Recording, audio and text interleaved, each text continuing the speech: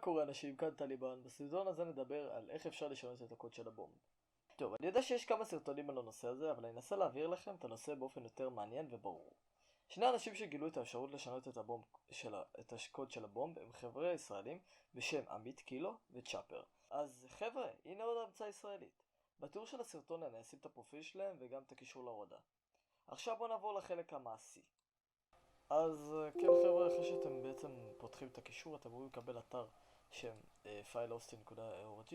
אתם רושמים פה את האימייל אדרס שלכם ולוחצים פה וי, ואז אתם מקבלים באימייל את הקישור להתקנה. אני אלך רגע להורדות, אני אפתח רגע את התיקייה, שלמרות שכבר הכנתי אותה פה, אתם בעצם גוררים אותה ומעבירים אותה לשולחן העבודה.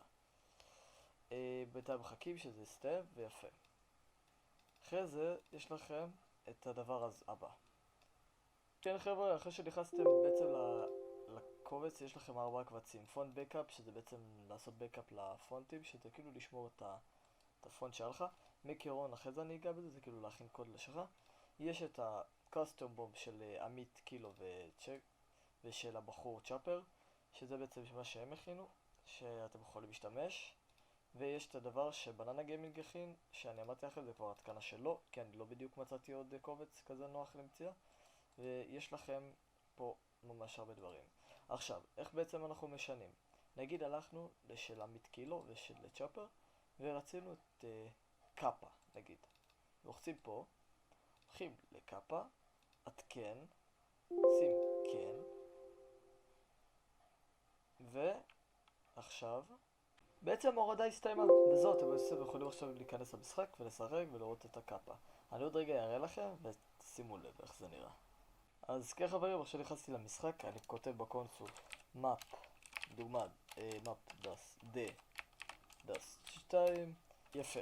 עכשיו בעצם אתם רגע נעשה mp open code sv1 code. אוקיי, עכשיו בעצם אני אעשה רגע לסייט שלהם, נוריד את הנוטי, רגע ננמיך את המשחק, נוריד 0. עכשיו אני בעצם עושה התמנה, ושימו לב, רואים קאפה.